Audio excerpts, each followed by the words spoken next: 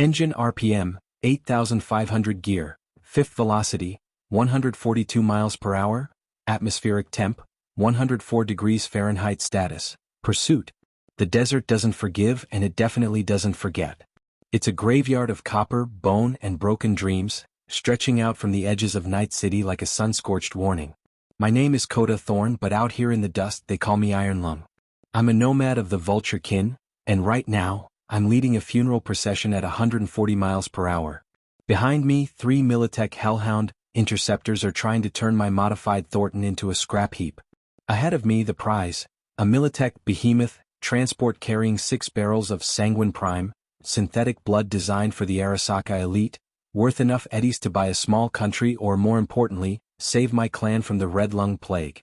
The air is a thick, choking mix of sand and diesel. I can feel the heat of the engine through the floorboards, a rhythmic thrumming that matches the frantic beat of my own heart. Coda. They're locking on. The lead Hellhound has a Mantis missile array. Jace's voice crackles over the radio, high-pitched and panicked. He's in the rear gunner seat of the Rattler, his hands shaking as he loads the belt-fed Defender machine gun. Let him lock. They can't hit what they can't see. Jace dumped the sand screens. Now. Jace pulls the lever. A cloud of ultrafine metallic dust erupts from the back of the Thornton, catching the orange sunlight and turning the road behind us into an opaque, shimmering wall. The Militech missiles fire, their white trails screaming into the dust cloud before detonating prematurely in a series of muffled thud booms. The shockwave hits the back of the car, lifting our rear wheels off the ground for a terrifying second. Stabilize. Coda, shift left. I yank the wheel. The Thornton slides sideways, the tires screaming as they fight for grip on the cracked asphalt of Highway 1. I'm drifting at 100 miles per hour, the side of my car inches away from a rusted-out bus stop. I floor the nitro. Whoosh. Blue flames erupt from the quad exhausts. The acceleration slams me back into the seat, my reflex boosters kicking in. The world turns into a blur of orange and chrome. I'm no longer driving, I'm part of the machine.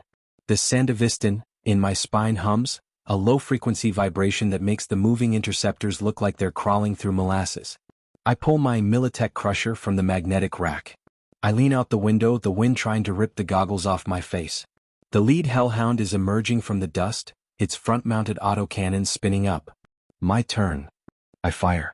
The Crusher isn't a normal shotgun, it fires high-explosive slug bolts. The first shot hits the Hellhound's reinforced windshield, spider-webbing the armored glass. The second shot catches the front tire. The interceptor's mag rim shatters and the vehicle flips, cartwheeling into the desert sand in a magnificent explosion of black smoke and blue sparks. 1 down. 2 to go. Jace screams, his machine gun chattering as he peppers the second Hellhound. But the Behemoth, the main target, is accelerating. It's a black angular mountain of steel, its massive wheels crushing everything in its path. On its roof, a heavy laser turret begins to glow with a malevolent red light. It's charging a point defense beam. Coda, if that thing fires, we're cinders. We can't get close. We're not getting close. We're going over. I see it, a collapsed section of an old overpass forming a perfect jagged ramp. It's a suicidal move. It's a Nomad move. Jace, lock the stabilizers. Don't breathe. I aim the Thornton at the ramp. I'm hitting 160. The Behemoth is directly below the bridge. If my math is off by a fraction of an inch, we're a pancake. If I'm right, we're legends. I hit the ramp.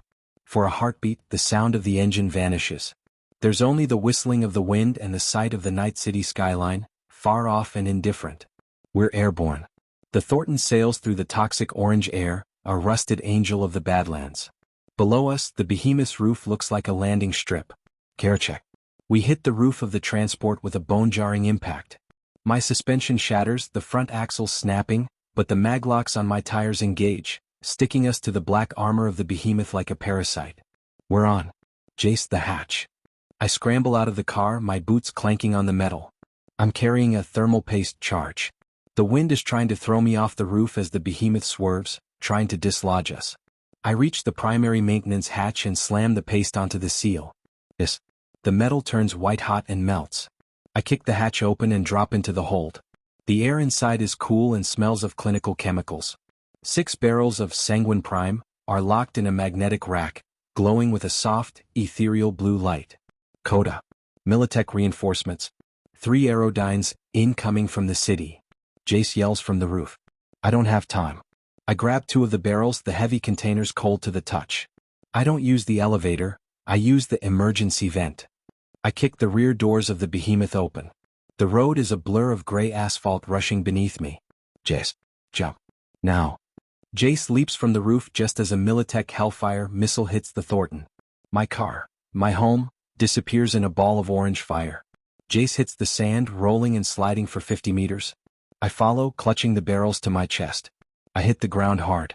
The sand is like concrete at this speed. I tumble, the world spinning in a chaotic mess of sky, dust, and metal. I slide for what feels like miles, the heat of the friction burning through my leather jacket. Finally I stop. I'm lying on my back, gasping for air. My iron lung implant is whistling, struggling to filter the dust from my system. I look up. The Behemoth is disappearing into the distance, its sirens wailing. The 3 Militech aerodynes are hovering over the wreckage of my car, their spotlights searching the debris. They don't see me. I'm 300 meters away, buried in an old drainage ditch. I look at the barrels in my arms. They're intact. The blue light of the synthetic blood is pulsing, a steady, calm heartbeat in the middle of the desert. I look over and see Jace crawling out from behind a cactus, his face covered in blood but his thumb up. We got it, Coda, he rasps, collapsing next to me. Yeah, we got it. I look out at the horizon. The orange sun has finally dipped below the edge of the world, leaving the Badlands in a deep, purple twilight. Night City is glowing in the distance, a crown of neon thorns that thinks it owns the world. But out here, in the dust and the dark, the rules are different. Out here, we're the ones who decide who lives and who dies. I pull a flare from my belt and ignite it. A steady, green light fills the ditch. 10 minutes later, the distant roar of Nomad bikes echoes through the canyons. My clan is coming. The Vulture-Kin will live to see another sunrise. I lean back against the cool sand, the blue glow of the Sanguine Prime reflecting in my eyes. The road war is over for today. The engine is silent. The dust is settling. And for the first time in weeks, I can finally take a deep breath.